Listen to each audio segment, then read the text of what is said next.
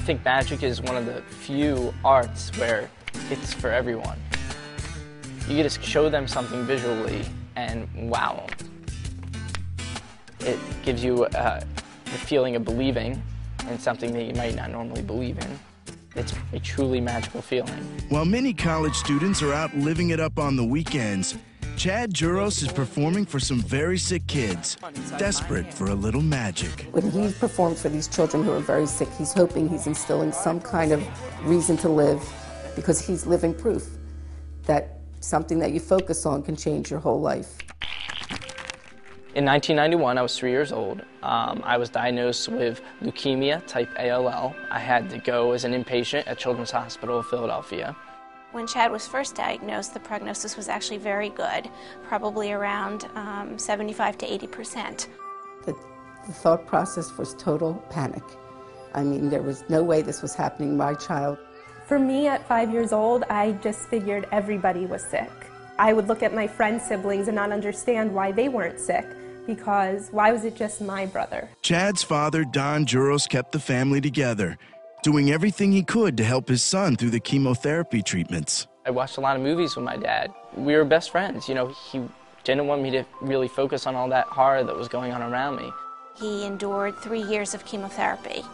Unfortunately, a year after completing that first round of chemo, his leukemia came back in his bone marrow. Anytime a child's cancer returns, the chance of survival goes down. Doctors gave Chad only a 5% chance to live. We were told I was going to die. You know, that was the thing. They're like, he's not going to make it. I remember my dad squeezed me so tight, and I thought he was going to squeeze the cancer right out of me. And the doctor said, we're not here to help you die, we're here to help you live. To help Chad get through long stays in the hospital, his dad decided to bring a little magic on his weekly visits. My husband was a local dentist, but he also dabbled in magic.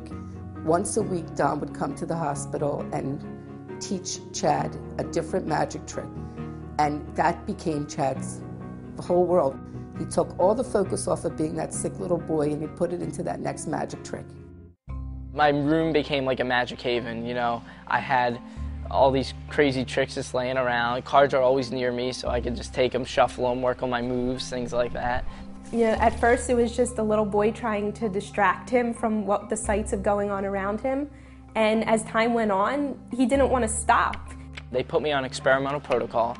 Only 4 other kids before me were on this protocol that it's just huge doses of chemotherapy and radiation they were just throwing at me. You know, I kind of just laid back and let them do their thing while I concentrated on my magic. All his numbers started to get better, his blood work, his health. He had this whole reason to live now, and felt like magic was the reason. As Chad started getting better, Penny received a nervous call from her daughter, Faith. And she called me and she said, Daddy's acting weird again, Mommy. Daddy only shaved the left side of his face today. Daddy got lost driving home from the office, and it was just a straight line from the office to our house, so that didn't make any sense. He said he had pain in his hands. We thought that was carpal tunnel from him being a dentist, but out of nowhere, you know, my dad one day collapsed at the front door. The family rushed Don Juros to the hospital, where doctors believed he was reacting to his son's battle with cancer.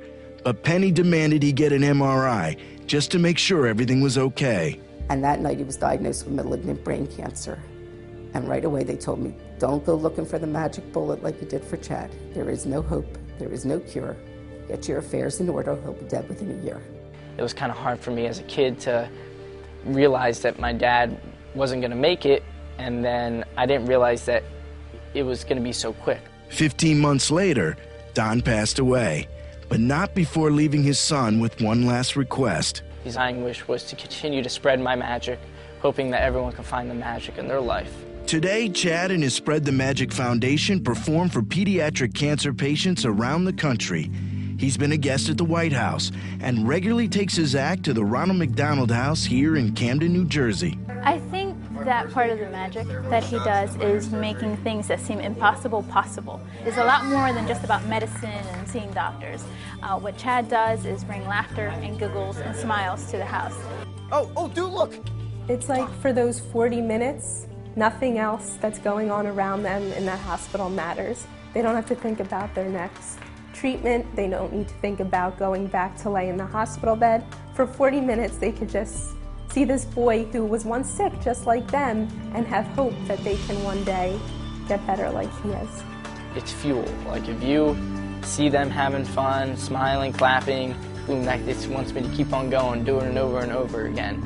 Hearing them say, you know, that made my day, thank you so much for that.